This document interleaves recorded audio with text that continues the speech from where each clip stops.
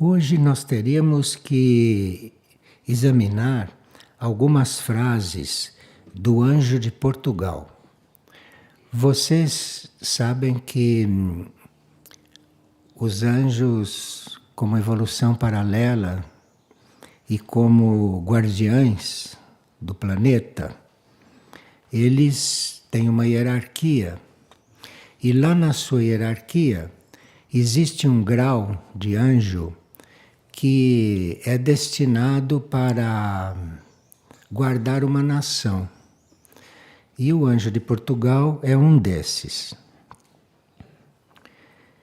Existem estados que os anjos vivem normalmente e de modo ininterrupto, porque os anjos são muito diferentes de nós, inclusive porque eles não têm livre-arbítrio. E os anjos, quando têm consciência da lei, eles vivem aquela lei.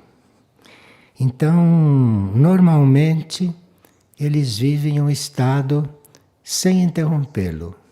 Eles são estáveis, muito diferentes de nós, portanto. E o anjo da nação portuguesa passa-nos alguns pontos importantes para que a gente realize agora. Algum desses pontos nós já conhecemos, mas talvez, se ele está nos lembrando, é porque nós devemos recordá-los melhor. E aí depois vemos se por que o anjo da nação portuguesa resolveu falar conosco. Claro que essas duas nações têm um passado com coligações, de forma que isso é uma espécie de explicação. Como nós não cultivamos muito esses estados, então nós normalmente não percebemos a presença dos anjos perto de nós ou entre nós, porque nós não cultivamos esses mesmos estados.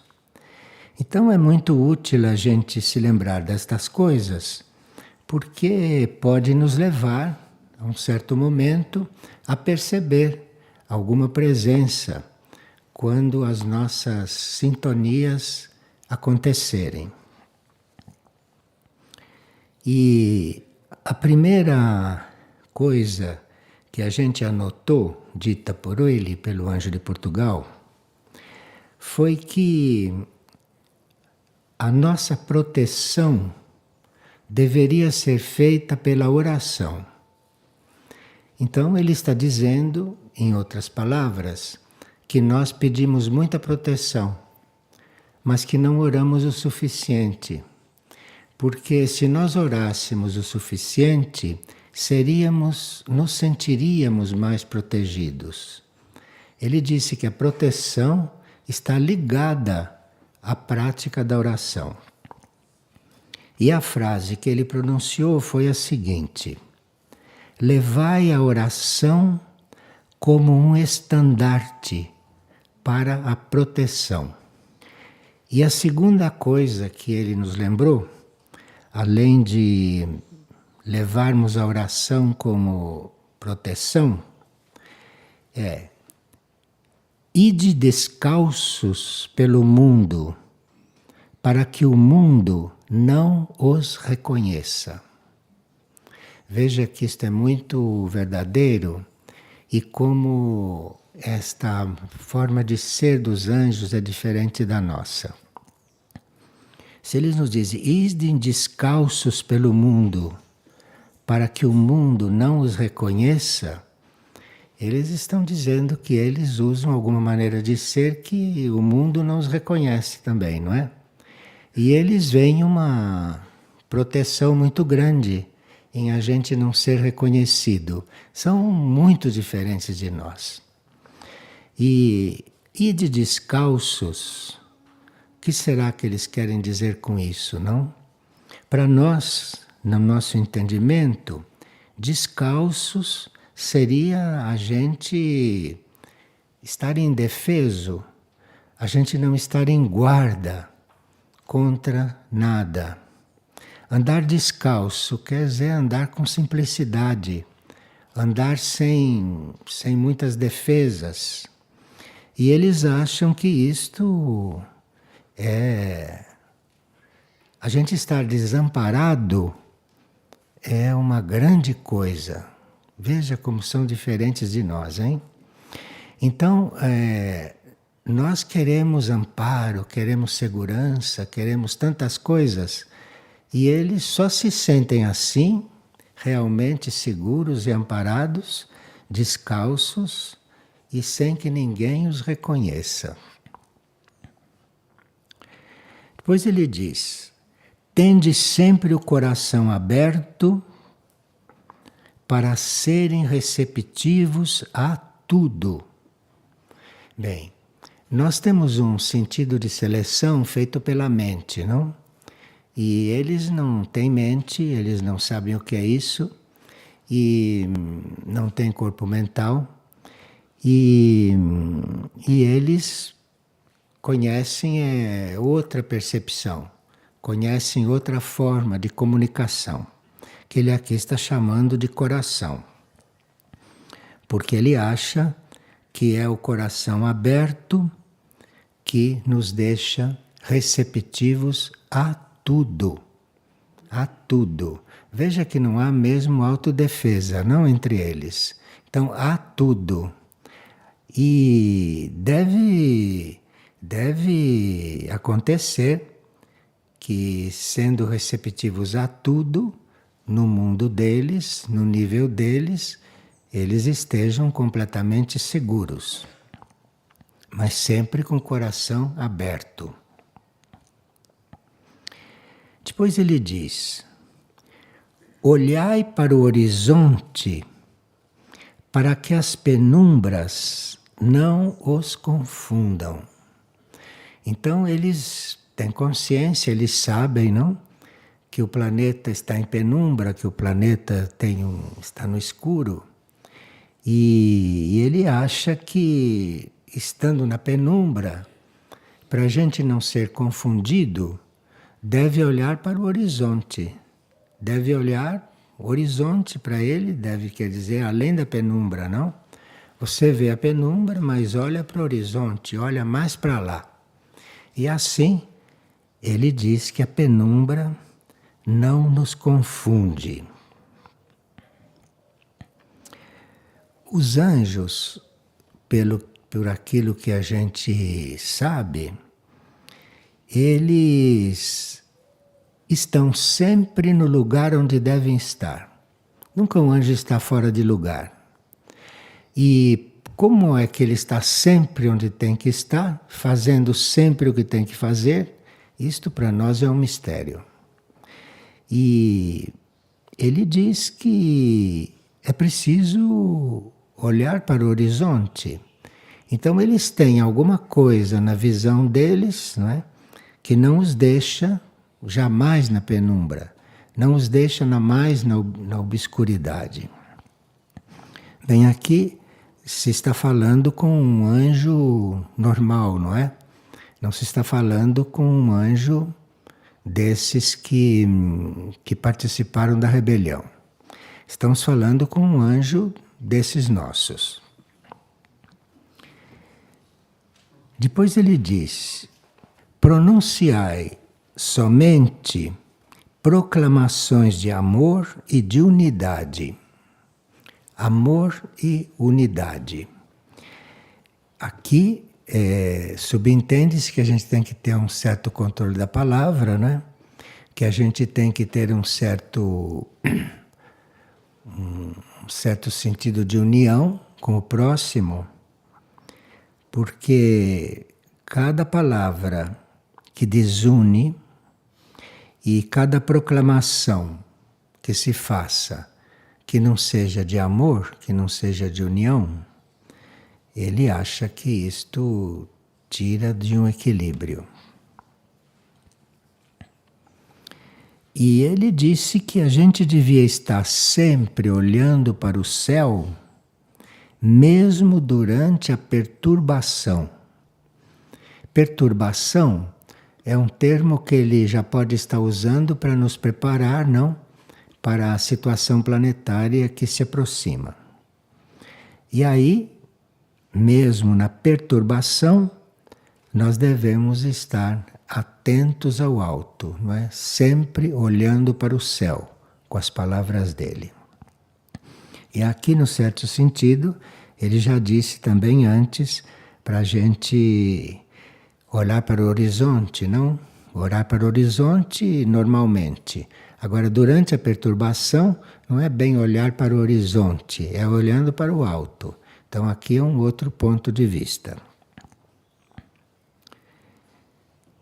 E aqui ele avisa que nós teremos que transmitir os nossos exemplos com simplicidade e com verdade. Então, o anjo não finge, não é? O anjo é simples e verdadeiro. E ele transmite isto para nós. Ele diz que nós devemos dar o exemplo, não diz para nós ficarmos falando, ele diz para nós darmos o exemplo com simplicidade e com verdade. Agora aqui, ele entra por um outro terreno e diz: sabei que formais parte de um projeto que só se revelará depois deste mundo. Então, eles conhecem o projeto para nós, porque cada raça tem um projeto. Então, assim como a humanidade tem um projeto, o reino angélico tem um projeto, e ele diz que nós fazemos parte de um projeto humano, não é? Mas enquanto eles poderão conhecer o projeto deles e até o nosso, eles dizem que nós não conhecemos o nosso projeto. Então talvez seja por isso que esta evolução foi encarregada de nos guiar, porque nós não conhecemos o projeto para nós.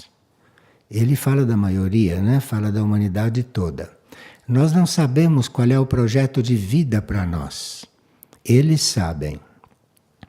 Então, ele disse que nós, como raça, só vamos conhecer o projeto para nós depois deste mundo.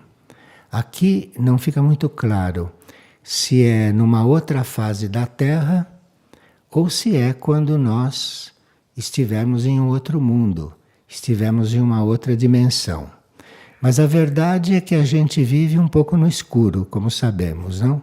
Não sabemos qual é o projeto de Deus para nós muito claramente. E que isso para nós só será revelado depois deste mundo. Por que será que nós não podemos conhecer o projeto de Deus para nós, não claramente? Por que será?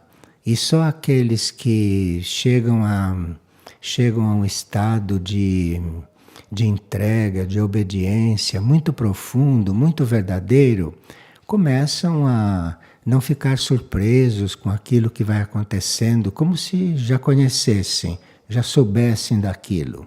Mas isso não é normal, né? E para a maioria, o projeto de vida só será revelado depois deste mundo. Aqui também deve estar influenciando o fato de nós termos escolhido o livre-arbítrio. Porque conhecer o projeto de Deus para nós bem claramente e ter livre-arbítrio, como iríamos fazer? Iríamos ser muito desobedientes, né? Porque com o livre-arbítrio, fazendo o que quisermos, sem conhecer o projeto de Deus para nós, a desobediência é muito menor. Se nós conhecêssemos o projeto E tendo livre-arbítrio, seríamos realmente muito transgressores, né? Veja que tem uma compreensão profunda da nossa situação. E diante dessa situação, eles estão então cada vez mais disponíveis, né, para estar junto conosco e eventualmente nos guiar se quisermos. E ele diz: unam-se a nós, que somos servidores do Pai Celestial. Então, eles são servidores, porque eles vivem de acordo com aquilo para o que foram criados. Então, são servidores da criação. E ele nos convida a nós nos unirmos a eles, porque aí talvez transgrediremos menos, não? Porque eles conhecem o plano para eles, conhecem também o plano para nós, e univos a nós, que somos servidores do Pai Celestial. Então eles não estão nos convidando para nós unirmos a eles porque eles precisam de nós, ou porque eles precisam de nós, ou porque precisam de usufruir desta união. Não é? É que quanto mais nós estivermos juntos e unidos com eles, mais estaremos no caminho para servir esta criação, este Pai Celestial. Então vê-se que o nosso serviço deve ser um semelhante, porque se convida para nós nos unirmos a Ele, para servir ao Pai Celestial, quer dizer que as coisas não são tão diferentes, não? As circunstâncias são muito diferentes, a nossa natureza é muito diferente, mas parece que o serviço, a lei do serviço é única.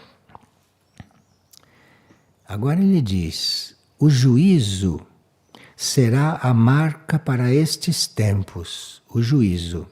Isto pelo qual já estamos passando, não? Essa seleção na espécie humana. Então, o juízo será a marca para estes tempos. Porém, o mais importante é a doação de si. Isto é, o juízo é a coisa mais importante que está acontecendo conosco.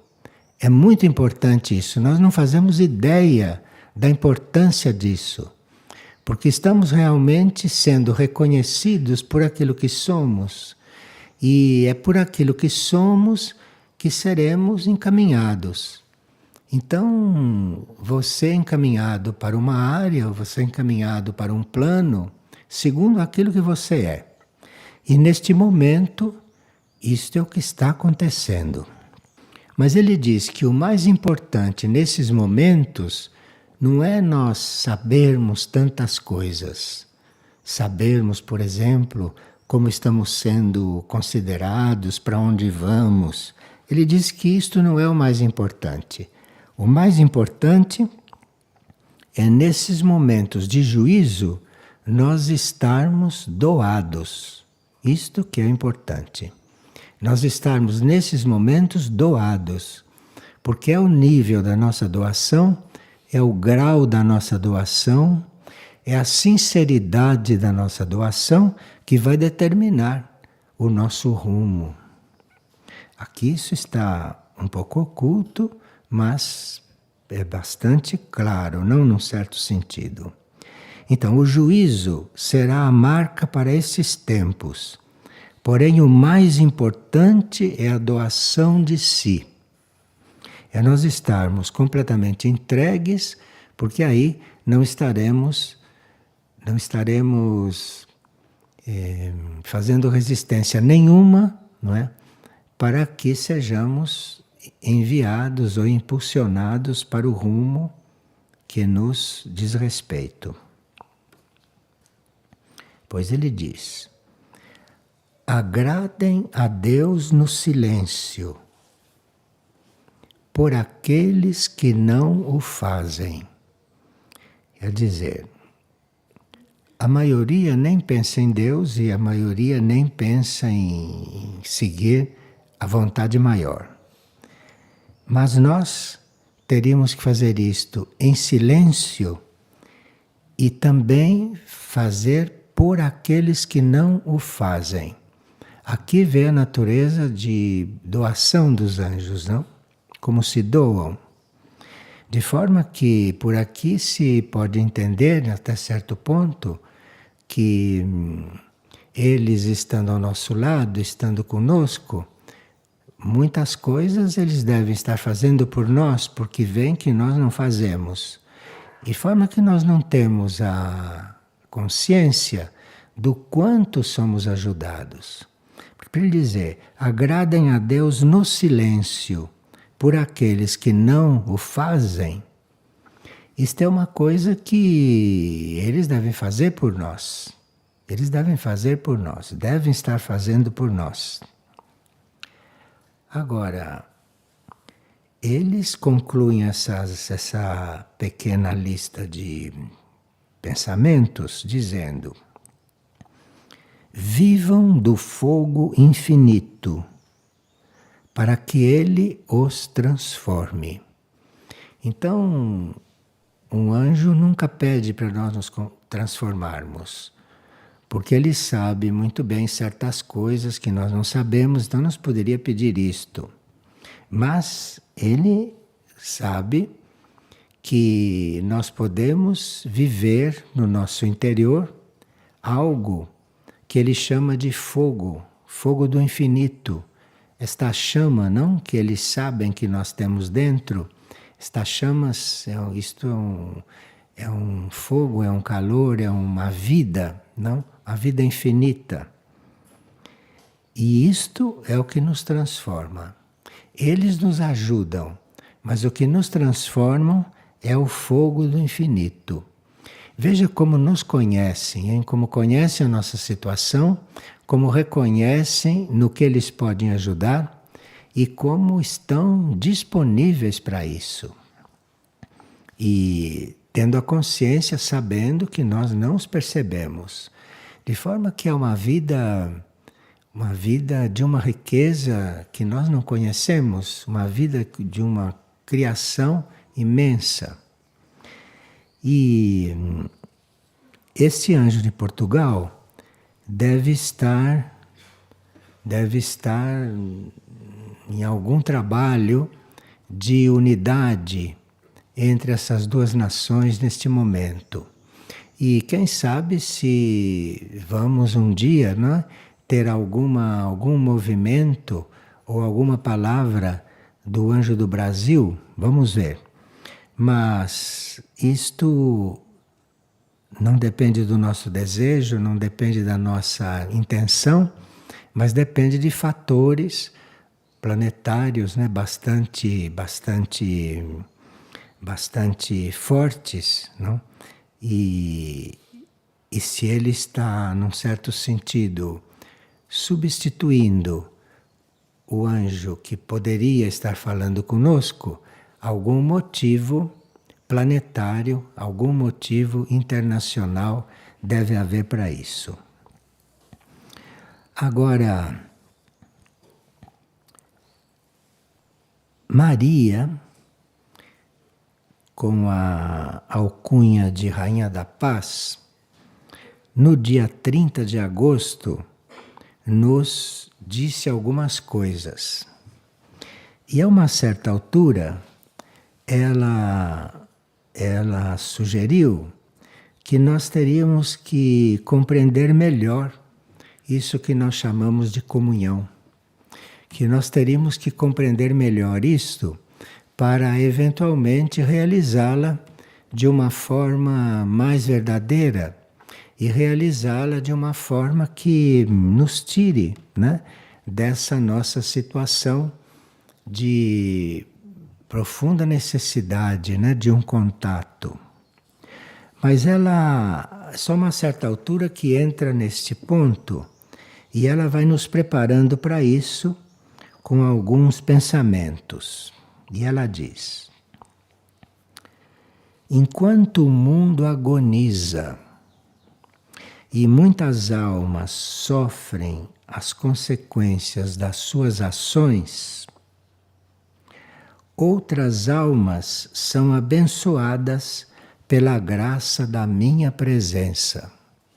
Então ela está dividindo as almas que sofrem em consequência das ações que elas mesmas praticam e está apresentando um outro tipo de almas, aquelas que são abençoadas pela sua presença, isto é, as almas que atenderam o seu chamado. E aquelas que atendem o seu chamado, pelo que está escrito aqui, têm a possibilidade de não sofrer. E aqui ela diz: aos que dormem, aqueles que dormem são aqueles que não a reconhecem, não a percebem, não consideram a sua existência. Então, ela diz que dormem, esses são os que dormem. Aos que dormem, entrego misericórdia.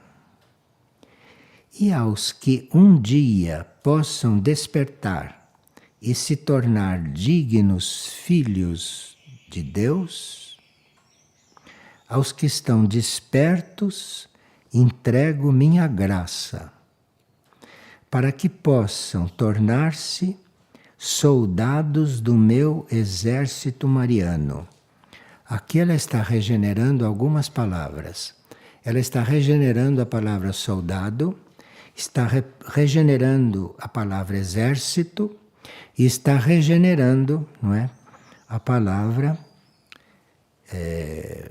enfim, esta espécie de ação, não? Esta ação. Está regenerando isto. E hoje, meus queridos,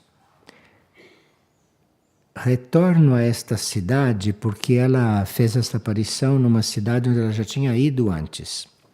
Retorno a esta cidade porque desejo encontrar aqui mais do que o espírito de devoção. As pessoas pensam que basta a gente ser devotos por Maria. Ela diz que isto não basta mais hoje. Que isto não basta. A devoção é um movimento que nós fazemos e que nos une, que tende a nos unir com ela. Mas a devoção não basta, ela diz. Aqui deverá pulsar o coração ativo desta nação e por meu imaculado coração. Aqui nós temos que estar vivos. Vivos quer dizer com a energia da ação e não só com a energia da devoção. É a devoção e a ação que é necessária agora. Ainda vejo muita ilusão no mundo. Muita ilusão no mundo. Ainda vejo que as almas não compreendem o meu chamado, porque não permitem que o meu verbo as transforme por completo. Veja, as palavras que ela emite, essas palavras não são palavras comuns. Atrás dessas palavras está aquilo que se chama o verbo. O verbo é uma coisa que está atrás das palavras, mas pode também não estar. As nossas palavras podem não ter valor nenhum porque não tem o verbo atrás. Este verbo é a energia da fonte interna. E nas palavras dela existe o verbo. Então, quando ela diz uma palavra, não tem o mesmo valor das nossas. Porque na nossa palavra nem sempre tem o verbo atrás. E as dela sempre tem. E essas palavras com o verbo, essas palavras não são só palavras esclarecedoras, não são só palavras de instrução. Ao mesmo tempo que esclarecem e instruem, com o verbo atrás, elas são transformadoras. Elas transformam, de forma que a nossa atitude diante dela e diante do que ela diz é muito importante para que haja um efeito ou para que haja um efeito menor. Porque uma coisa é você entender o que ela está expressando e outra coisa é você estar sendo transformado pelo verbo que está ali. Até este momento, ela diz, vim construindo a união de seus corações com o meu para conduzi-los ao coração de meu filho. Mas agora é momento de que esta graça que recebem de estar comigo não seja apenas um motivo de alívio de suas angústias e temores, porque o mundo necessita de seres despertos, de soldados dispostos a entregar tudo por amor a Deus e pela salvação das almas. Isto é um chamado diferente daqueles que ela fez até agora. Isto é um chamado não para você ser devoto dela ou para você melhorar a si próprio somente. O chamado dela hoje não é só isso. O chamado dela é para a gente despertar como soldado. É para a gente despertar como um firme, como um exato, não? Como um fiel instrumento para que algo maior aconteça através da nossa ação e através da nossa colaboração. E isto, hoje em dia, é a salvação das almas. Porque como estamos num momento de juízo, a coisa mais importante, segundo ela, que existe hoje, e a coisa mais importante da qual nós podemos participar é da salvação das almas. Porque uma alma perdida é uma alma perdida, não se sabe o que é isto. E uma alma salva, uma alma resgatada, uma alma recuperada, isto hoje é o maior valor que existe. Quero dizer-lhes que não venho ao mundo apenas para encontrá-los em devoção e em fé. Quem encontrar os corações mais conscientes do tempo em que vivem, porque muitos já lhe foi dito, e pouco puderam compreender verdadeiramente. Isto é, hoje o mais importante são as almas, porque são as almas que estão definindo o seu destino, definindo a sua posição. E dessa definição depende um futuro eterno, depende a eternidade. E ela diz que nós não compreendemos isto verdadeiramente, que nós escutamos, aceitamos, mas que não compreendemos isto verdadeiramente. Porque se estivéssemos compreendendo isto verdadeiramente, não estaríamos mais fazendo a mesma vida. Enfim, esta vida normal que nós fazemos é algo que não deve ser o melhor para as nossas almas, né? Não deve ser o melhor para esta nossa parte sutil e eterna, que é aquela que vai permanecer. Nós não temos ideia do quanto somos iludidos e do quanto somos coligados com aquilo que é a nossa parte mais efêmera. Mais efêmera. Nós vemos a toda hora as pessoas muito mais coligadas com aquilo que são os corpos, que vão todos se desintegrar, são mais coligadas com aquilo que diz respeito aos corpos do que com aquilo que diz respeito ao que vai ficar, ao que vai permanecer.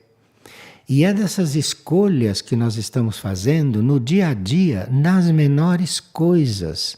É nessas escolhas que nós vamos determinando de que lado estamos, que vamos determinando de que em que plano estamos nos colocando num momento tão importante de decisões e num momento tão importante para a nossa vida transcendente, não?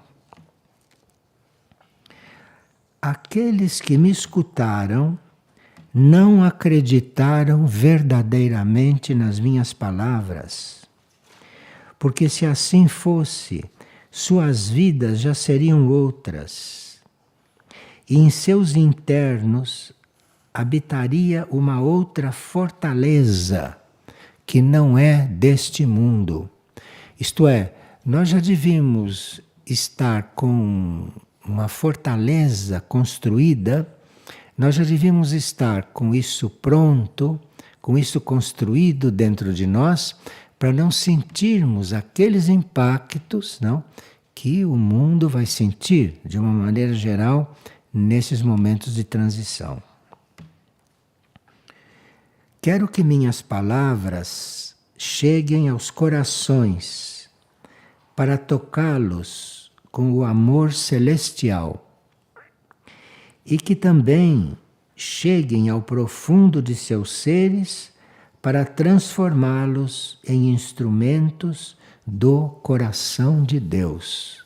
Isto é, nós teríamos que realmente nos transformarmos daquilo que somos para nos transformarmos em instrumentos de algo que vem do coração da criação, instrumentos de algo muito real e que é a causa de tudo, né? Por todas as graças que lhes entreguei, peço-lhes que escutem verdadeiramente o meu chamado. Já não duvidem da minha presença. Se ela está dizendo essas coisas, é porque nós não estamos totalmente seguros da presença delas. Nós duvidamos disso. Nós não estamos totalmente convictos do que está acontecendo. Pois o meu coração os fez sentir meu amor e tocou suas almas, dissipando o medo de encontrar o divino. Primeiro, ela cuidou de nos curar do medo, porque nós temos medo de ser diferentes. E quando se fala que além de ser diferentes, temos que ser divinos, aí é que nós entramos em verdadeiro pânico. E ela então entrou nesta cura, começou com esta cura e disse que levou esta cura até um certo ponto.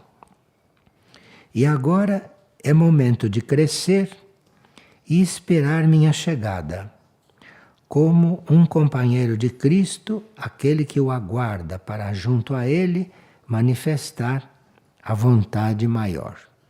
Enfim, ela está dizendo em outras palavras que ela já fez o trabalho dela. Já fez o trabalho dela, já nos entregou para aquele que deve nos conduzir e que esse já está chegando ou já está presente para nos conduzir àquilo que é o nosso destino maior, ou aquilo que é a nossa tarefa maior. Agora, meus queridos, esses homens e mulheres de Jerusalém devem ressurgir. Está falando de nós, porque esses que estão encarnados hoje e que estão fazendo o caminho hoje, esses são todos, esses de hoje, são todos seres reencarnados de uma mesma época.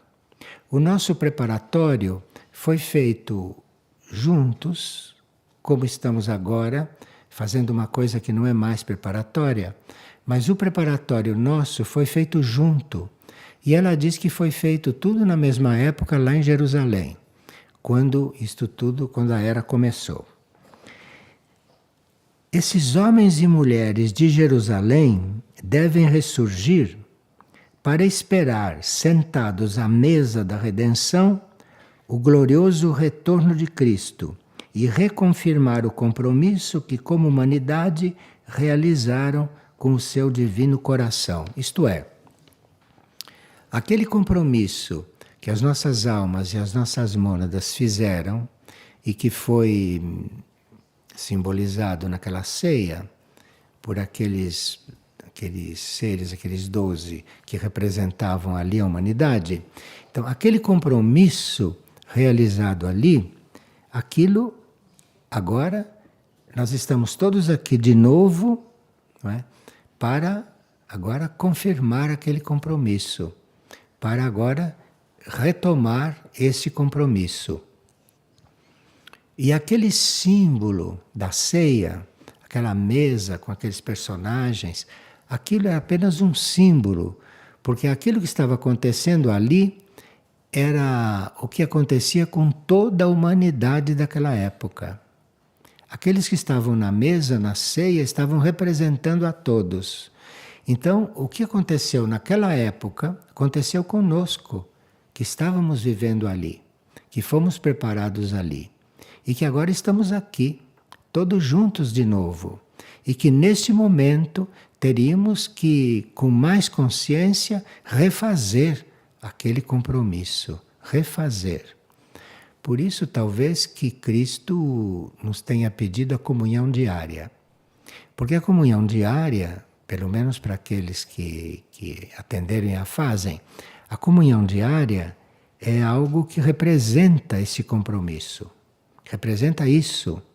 Você, quando está naquele ato daquela comunhão, você está refazendo este compromisso de união com este que veio para transformar, para reformar tudo. Isso é um compromisso simbolizado desta forma. Esses homens e mulheres de Jerusalém devem voltar a sentar-se à mesa do meu filho, repartir o pão e o vinho e comungar de sua presença viva para a renovação deste mundo. Quer dizer, o trabalho naquela época, da humanidade daquela época, foi o trabalho inicial. Trabalho inicial. E agora é que está terminando o trabalho. Agora é que o trabalho vai ser terminado. Esta transmissão do dia 30 de agosto foi muito importante porque enriquece um pouco o nosso conceito e a nossa ideia de comunhão. Então, isto aqui é a segunda parte, é o término daquele compromisso que foi feito naquela época. Agora então, isto aqui se refaz e isto se confirma. Para a renovação deste mundo. O que acontece naquele momento da comunhão, o que acontece naquele momento, para nós é sempre um pouco misterioso. E por mais que os místicos, por mais que os mais experientes tenham dito o que acontecia com eles, isto para nós é um pouco distante. Embora esteja aí para ser experimentado, né? Isso não está aí para continuar distante. Isso está aí para ser experimentado. Então, naquela época, começou-se um processo de redenção do mundo e da humanidade, e agora este processo está terminando, este processo está se concluindo, para que possa o mundo ser renovado. Então, cada um de nós é uma peça neste processo. Cada um de nós é uma peça. Agora, claro que esse cada um de nós, não sei se são muitos, mas cada um de nós seria, em potencial, uma peça para que este mundo estivesse sendo renovado.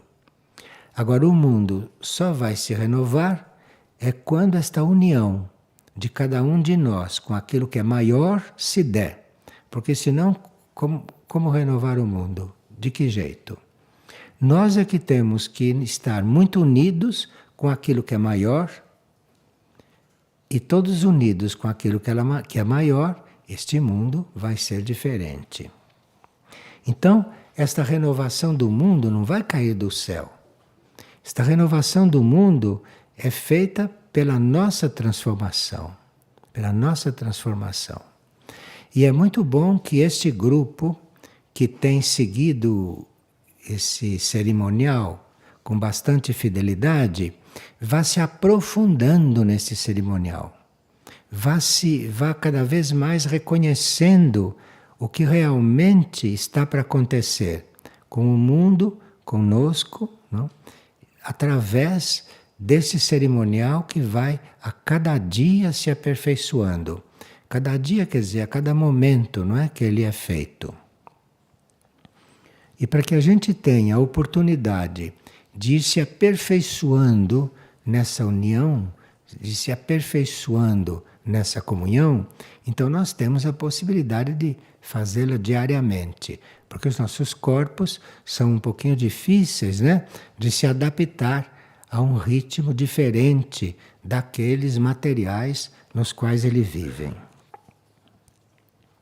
Hoje lhes digo que em um outro tempo houve aqueles que entregaram tudo a Deus por amor ao seu Filho. E após 2014 anos, esse amor deve haver amadurecido para que diante das provas destes tempos, esses homens e mulheres vençam o temor de perder o mundo e de perder-se a si próprio, para viverem em Cristo e por Cristo eternamente, proclamando seu retorno, seu ressurgimento em glória e divindade. Porque isto não são palavras, isto são estados de consciência. E para que haja um mundo divinizado, é preciso que uma consciência que já está crística, que já se divinizou, retorne, faça isso de novo, mas faça isso de novo com uma outra proporção, com uma outra intensidade, para que o mundo possa realmente se renovar. Então isto vai por etapas, não? Isto vai uma época atrás da outra. E muito interessante é este dado de que neste caso nós somos os mesmos daquela época, que já começamos esse trabalho e que agora cabe a nós realizar esse segundo passo em nome de todos. Aos que me escutam, eu agradeço. E aos que se tornarão minhas palavras vivas, eu convoco a caminhar ao meu lado. Isto é, aqueles que escutam, ela agradece. Agora, aqueles que tornarão minhas palavras vivas, estes eu convoco a caminhar ao meu lado. De forma que nós estamos vivendo um momento muito importante de oferta clara e definitiva. Não é possível coisa mais clara. De forma que nós não temos que temer escuridão, não temos que temer não saber das coisas. Nós temos que caminhar ao lado daquilo que está nos convidando, daquilo que está nos chamando. É só seguir e nada mais. É só seguir e nada mais.